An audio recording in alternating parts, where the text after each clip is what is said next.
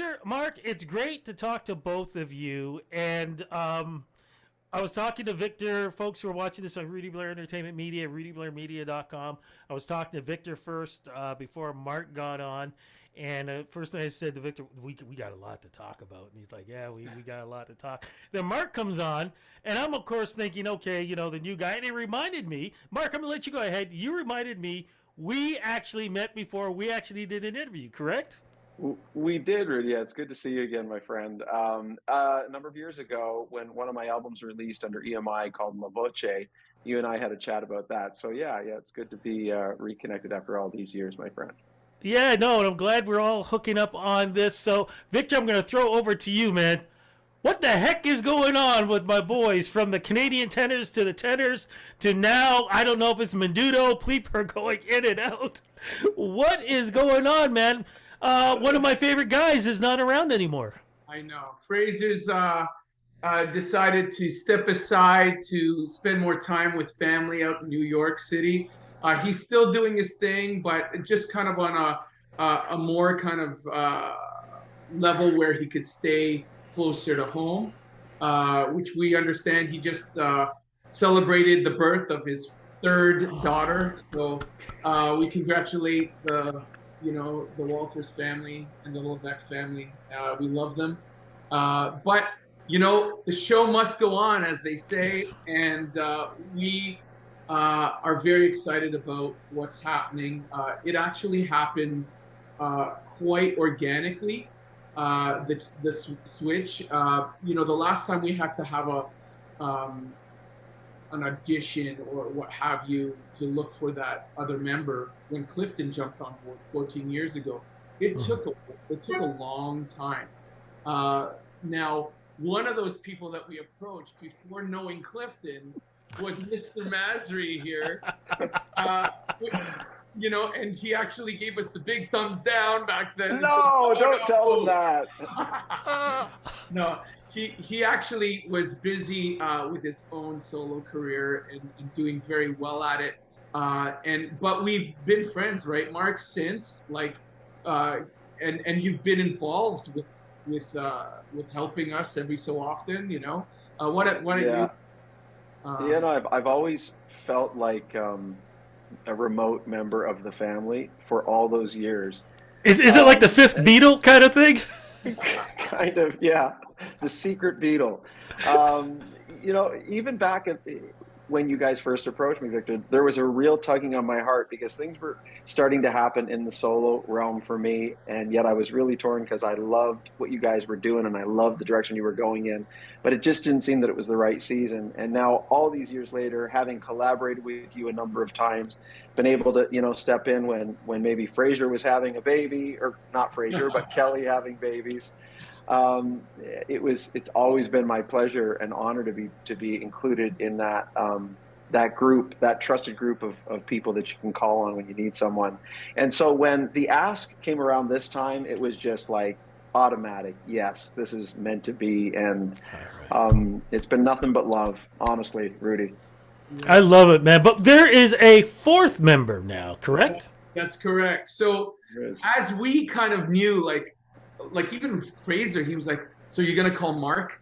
Because he loves Mark. He has a huge respect. And obviously Fraser, this was part of his baby too. Like he was there, like myself, from the very beginning. So he just wanted to make sure it was going into good hands. So Mark was the automatic. And then someone from our, who we've started working with on a more management side, the management side with Jeffrey Latimer, who worked at Decca Universal in New York City, approached us saying, I've got the perfect guy for you.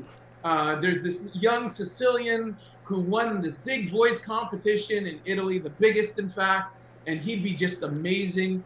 And all of a sudden the wheels were turning. We're like, okay, we've got two amazing talents.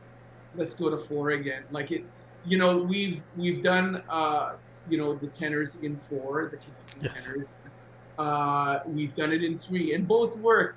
Obviously, there's advantages to each, number.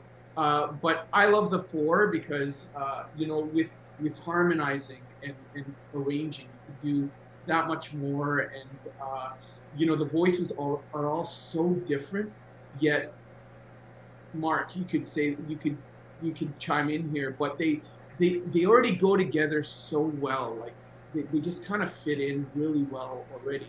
So it's exciting. Yeah, it is exciting, Victor. I think we were all a bit shocked, pleasantly surprised that the second we started singing together, laying down harmonies together, and realizing how the voices with their unique colors actually blended together beautifully.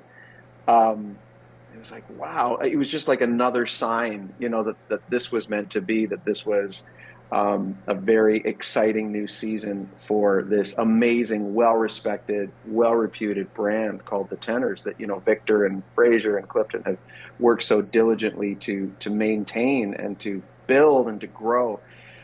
But you'd never know, right? You're going to get virtually four new guys in a room, start recording, kind of gauging where each other sits in terms of the sonics, and just realizing that everyone has this very unique pocket that they fill quite nicely, and it's a beautiful thing to hear it come together.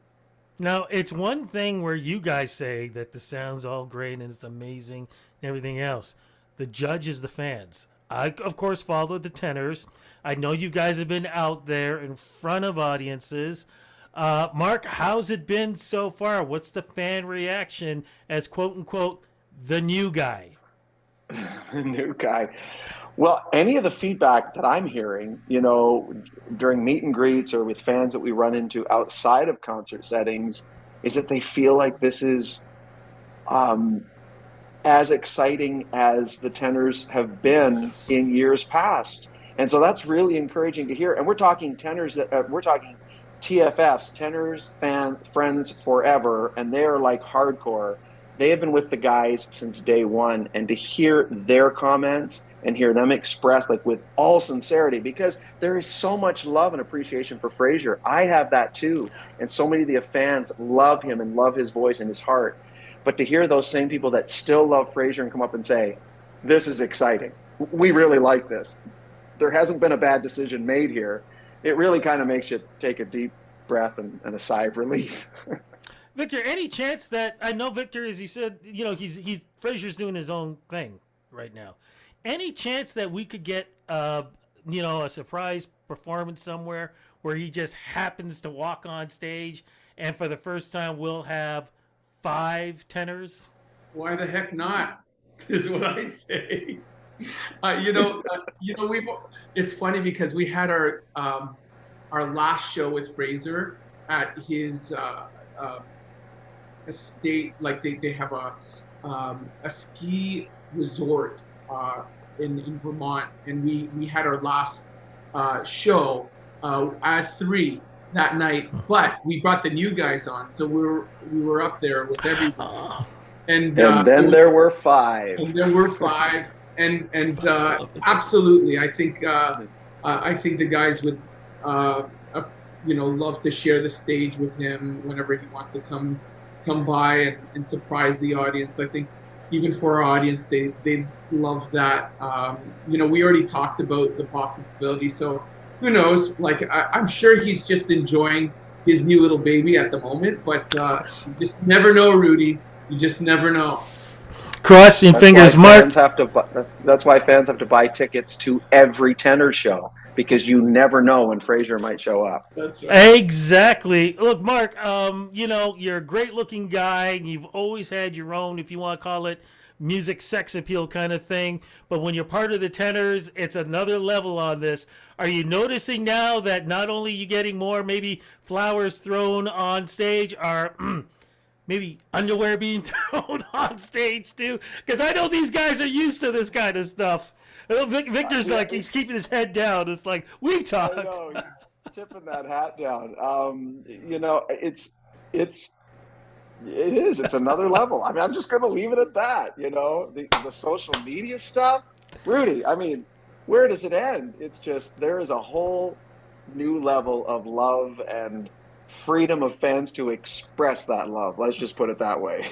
That's what it's about. And we are talking about this is all about fun, and the fans love you guys. I mean, I'm looking forward to seeing you guys in person because, of course, I've gone to shows with the Tenors. I've been lucky enough to be backstage to talk to them, also to do interviews. But this is now going to be a different sort of, if you want to call it 2.0 or whatever else. So what's happening show-wise? I know there's a show that's got to be, I do believe, coming up in Toronto. And also, because we're leading into the holiday season, there's got to be some gifts for us. Yeah. Well, there's a lot of contests and gifts coming up for sure. Just check on, follow us on Tenor's Music, whether it be Instagram or Twitter or what's the other thing called? Facebook. Facebook, oh, yeah, TikTok. TikTok. That's climbing too. But if you just want to go to our website, tenorsmusic.com, you can check it out. Yes, we do have a big show in Toronto at Roy Thompson Hall. We're excited to head back there with the new group. We're very excited to demonstrate what this group could do and get everybody in the Christmas spirit. I mean, Christmas has always been a staple for us, and we always find it part of our calling to get people in that holiday spirit. So hope you could join us. It's on the 23rd of December, or if you want to take a trip, there's shows in Winnipeg, Vancouver, Ottawa, New York City, if that so nothing like New York at Christmas. That's right. Yeah. That's right. I love it, man. I again, so happy for you guys. Look, as we're wrapping this up, because I know you guys are super busy, as we are going to release this interview, we're leading up to Halloween. So I'm going to ask each of you, Mark, I'll start with you. What was your favorite Halloween costume as a kid? What was your favorite Halloween candy? And what was the candy you didn't like? And I'm going to throw something out there. I asked somebody about the worst candy they ever got. They actually said that somebody gave them dried fish. Oh, serious. Oh, serious. Boy. Okay. That so far on my list is the worst. That is the worst. Okay. My favorite costume. We weren't much for buying costumes in my household. I was one of six, the eldest of six kids. There wasn't a lot of extra money for costumes. So it was generally a black garbage bag with a hole cut at the top and my head poked through it. And I'm not even sure really what I was. It was just something out of the ordinary. I love it. Roaming the streets of my community. Favorite candy, hands down, are the little Kraft caramels. The little square Kraft caramels. My favorite. The ones that I could do without. It's interesting because I went through a couple of phases. I hated Halloween Kisses for a while, and then I grew into them. So I'm going to let them hold the position for the ones that I didn't like because that's how they started. All right. Victor, we know now what your favorite candy was. What about the other two? Your Halloween costume and the worst candy. All right. Well, Ghostbusters have to be one of them when growing up, making the Ghostbusters costume. But more recently with my son, I was like a vampire, and then there was a mini vampire. I don't know if anybody checked that out, but I'll have to repost it. I love that. I did all the makeup, and it was sort of like after our video, Who Wants to Live Forever, so I kind of had the contacts in and everything. Oh, wow. Yeah, so that was kind of cool. Favorite Halloween candy? Those caramels. Like, Mark and I have so much in common. I'm not surprised. So I'll just have to say maybe coffee crisp after that, or a bag of chips. And the worst I didn't like, I still don't, is those what are those colored candies in the Yes. Yeah. They were so hard to eat. Yeah. Like, I don't know. It's just like you open the package. You'd open the package and they'd all like fall out. And it's just like can't laugh. And I know kids who love them, but I was never a fan. Oh my goodness. Wow. I love asking that question because it's just one of those, like, brings back a lot of great memories. And of course, your kids, they're all going to have great memories. Before we go, Victor, I'm going to give you the last word. From when we met, when you were part of the Canadian Tenors, the originals, from way back when, what's the most proudest thing for you in watching the Tenors grow to what they have become today? Wow, that's a tough one because there've been so many amazing, incredible moments. Uh, you know, from the side of helping your fellow human, going down to Africa and working down there with the kids. That has to be a big one on my list, and I think the others as well. Uh, but as but right up there is just how we've stayed true to ourselves and to the people following us, and how we've kept that relationship from the very beginning. I think those same people that have started with us are still with us, and it's like a family, it's a community, and that is something that we're really, really proud of. Not proud of, but happy about. Like without everybody, without this community, we'd be nothing. So, having that support and feeling like or hearing the messages that come in about how the music has changed their lives, or it's been a part of their, their what did you call it, Mark, in the show? It's the music. Oh, it becomes the soundtrack, like the soundtrack of their lives. Where people meet, like we get a lot of people saying, "Oh, we played this song while our dad was passing, or our mom was passing, or it helped us through a very tough moment, or it was the first song we danced to at our wedding." It's those things that you realize, wow, we're a serious part of people's lives, and that's something that is worth more than gold. Amen to that. Mark, welcome to the family. Big love to you. Thank you, sir. Victor, always big love. Hope I'm going to run into you again over at Starbucks. Not going to say which one, but we know what we're talking about. And guys, congrats. Can't wait to when you see coming back to Toronto for this Christmas tour. Looking so forward to it.